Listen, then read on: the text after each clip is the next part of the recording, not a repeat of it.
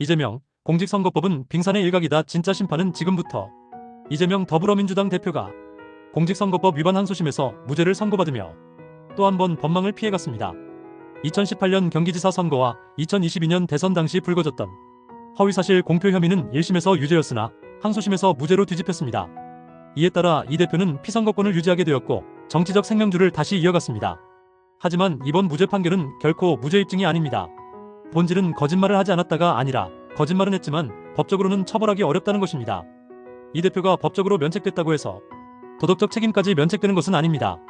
이번 사건은 말 그대로 빙산의 일각일 뿐이며 그 아래에는 훨씬 더 크고 무거운 범죄 혐의들이 기다리고 있습니다. 현재 이 대표는 총 5가지의 주요 사법 리스크를 안고 있습니다. 대장동백 현동일의 개발 특혜 의혹, 성남FC 후원금 의혹, 쌍방울 대북 송금 사건, 경기도 법인카드 사적 유용, 그리고 위증교사 사건이 그것입니다. 이 중 공직선거법 위반 혐의는 가장 가벼운 죄목에 해당합니다. 그럼에도 이 대표는 마치 모든 혐의에서 벗어난 듯한 태도를 보이며 법원의 판결을 정치적 면죄부로 삼고 있습니다. 이는 매우 부적절하며 국민을 우롱하는 처사입니다. 가장 본질적인 문제는 대장동 개발 특혜 의혹입니다. 당시 성남시장으로 재직 중이던 이 대표의 측근들과 연결된 민간 개발업자들은 천문학적인 수익을 올렸습니다. 국민은 이 구조가 누군가의 묵인이나 방조 없이 가능했을지 의문을 품고 있습니다. 관련 인물들이 줄줄이 구속되고 유죄 판결을 받았다는 점을 감안할 때 이 대표의 개입 여부는 반드시 철저하게 밝혀져야 합니다. 쌍방울을 통한 대북 송금 사건은 단순한 정치 자금 문제가 아닙니다. 경기도지사로서 외교적 국가적 사안을 임의로 처리하고 민간 기업을 통해 북한의 불법 송금을 시도했다는 의혹은 국가 안보와 관련된 중대 사안입니다. 여기에 법인카드 사적 유용까지 겹치며 공적 자금을 사적으로 사용했다는 도덕적 비난도 피할 수 없습니다. 성남FC 후원금 의혹 역시 심각합니다. 후원금이 대가성으로 지자체 인허가 및 행정 편의를 제공받은 정황이 있다면 이는 사실상 뇌물이며 정경유착입니다. 당시 시장이었던 이 대표가 이 과정을 몰랐을 리 없다는 것이 상식적인 판단입니다. 또 하나의 중요한 사건이 위증교사 혐의입니다. 이 대표는 과거 재판에서 자신에게 유리한 진술을 하도록 지인에게 요청했다는 의혹을 받고 있습니다. 실제로 위증을 한 인물은 벌금형을 선고받았고 그가 이 대표의 지시로 거짓말을 했다고 진술까지 했습니다. 그런데도 재판부는 명시적 요청이 없었다는 이유로 이 대표에게 무죄를 선고했습니다.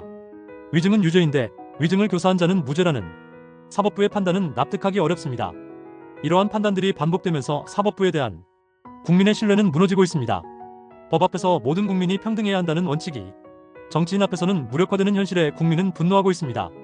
법원이 형식 논리에 갇혀 실체적 진실을 외면하고 있다는 비판이 나오는 이유입니다. 이 대표는 그간 재판 과정에서 여러 차례 출석을 연기하거나 정치 일정을 이유로 재판 일정을 미뤄왔습니다. 이는 명백한 재판 지연 전략이며 피고인으로서의 책임감이 결여된 태도입니다. 법 앞에 겸허히 서야 할 정치인이 오히려 법을 정치의 도구로 활용하고 있다는 인상을 줍니다. 이 대표는 이제라도 재판 지연을 중단하고 성실하게 남은 재판에 임해야 합니다.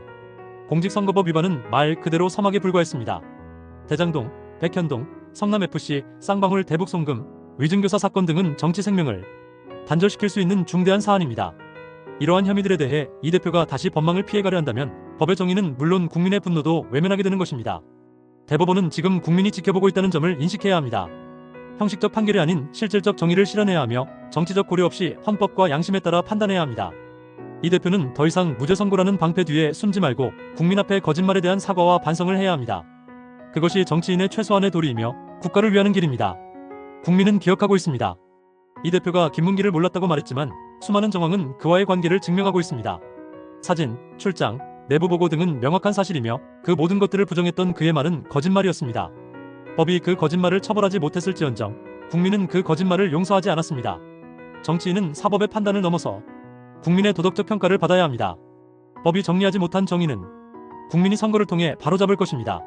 진실은 침묵하지 않습니다.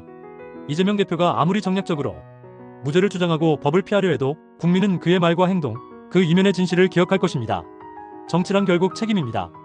그 책임 앞에 서는 자세가 진정한 리더를 가르는 기준입니다. 이재명 대표는 이제라도 국민 앞에 정직한 자세로 남은 재판에 임해야 하며 자신의 과거 거짓말에 대해 분명하게 사과해야 합니다. 그것이 법꾸라지란 오명을 벗는 유일한 길이며 국민의 분노를 가라앉힐 수 있는 유일한 방법입니다. 선거는 멀지 않았습니다. 법보다 무서운 것은 국민의 표심입니다. 이 대표가 법정에서는 살아남을 수 있을지 모르지만 국민 앞에서는 결코 숨을 수 없습니다. 거짓 위에 세운 정치의 탑은 결국 무너질 수밖에 없습니다. 그리고 그날이 다가오고 있습니다.